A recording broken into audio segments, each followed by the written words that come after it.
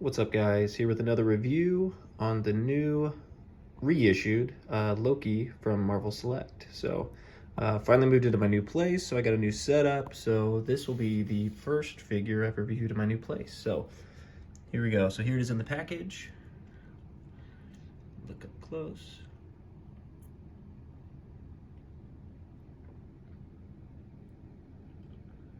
Looking pretty good. Looks like it just comes with Loki and the scepter. Okay, and obviously this is from the first Thor film. They just reissued it. There's the side of the package. Here is the back of the package. And if you want to read the bio, you can pause it now. And yeah, it doesn't come with that piece, I don't believe, anymore. And I don't know if you can get Thor without, get it secondhand or the old version. Then here it is on the side. Pretty cool artwork. Okay, cool.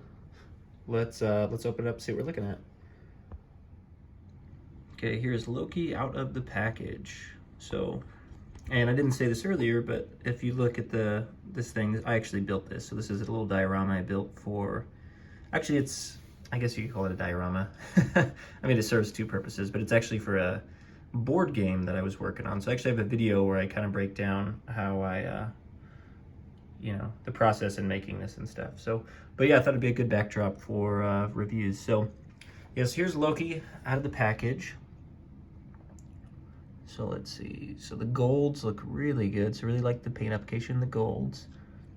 You have the face. I think it looks like Tom Hiddleston, looks pretty good. Here is the scepter, or Odin spear, whatever. You can tell with the paint application, right? So the gold was put on pretty solid, and they did a different gold for the necklace, which is cool. So differentiating the golds. If you look at the apparel, so the clothes that he's wearing, it looks like they took a black, right? Black color is the base, and then they dry brushed over a brown, just to kind of give it some extra details. Excellent texture. So there's definitely spots that are more just black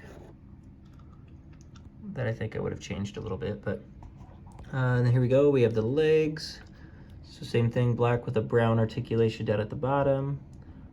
Kind of muddying up the boots, which I don't think they're supposed to be muddy, but they look like they're muddy. But so they did black with a dry brush of brown. Then you have a little bit different shade for the pants themselves, the bottoms. But there it is from the front.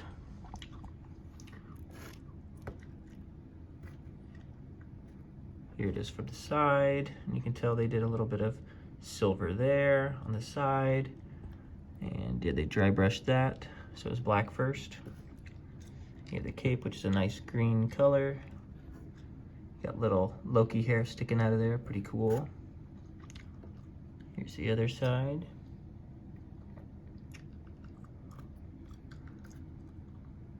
Okay. So, I think, looking pretty good there. Now, let's get into the articulation. Articulation.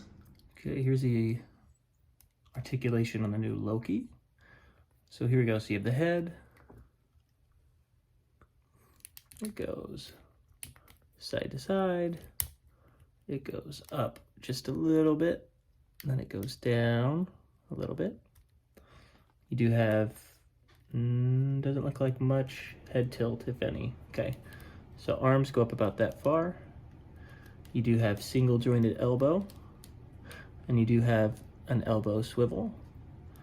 And you do also have wrist articulation, but just side to side.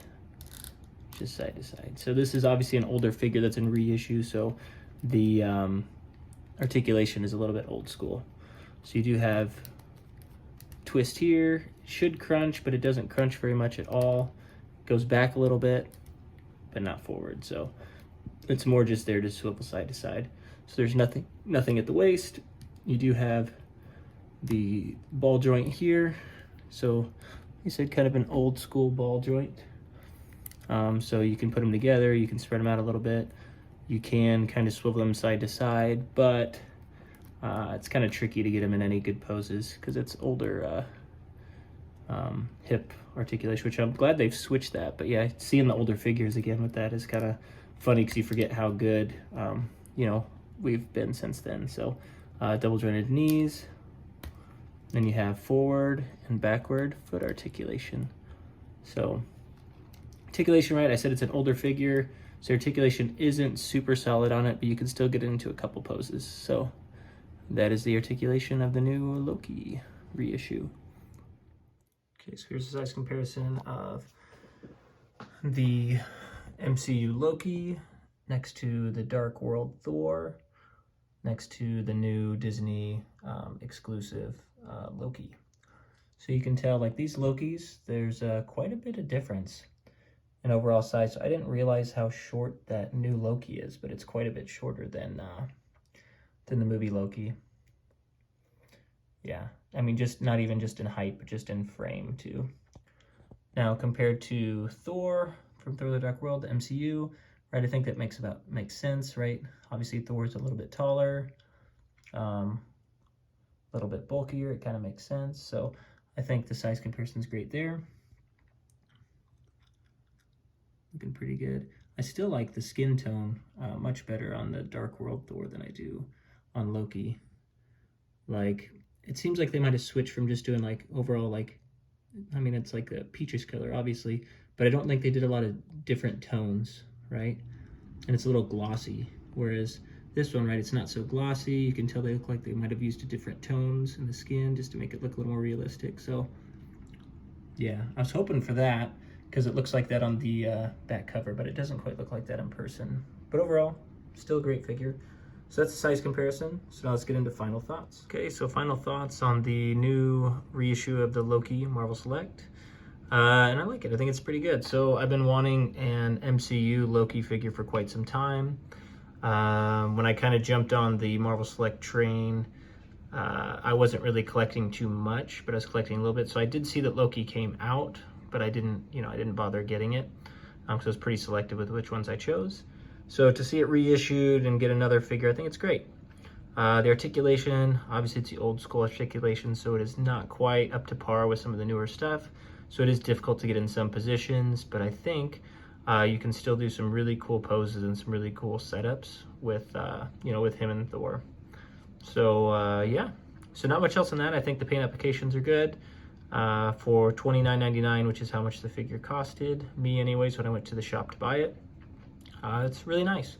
I definitely don't mind having it, and I think it'll be a good addition to the collection. So thank you all so much. Definitely check out my other videos, like and subscribe if you would like to, and then be on the lookout for the new NECA Stoneheart Predator review, because that one is coming as well. So thank you all so much.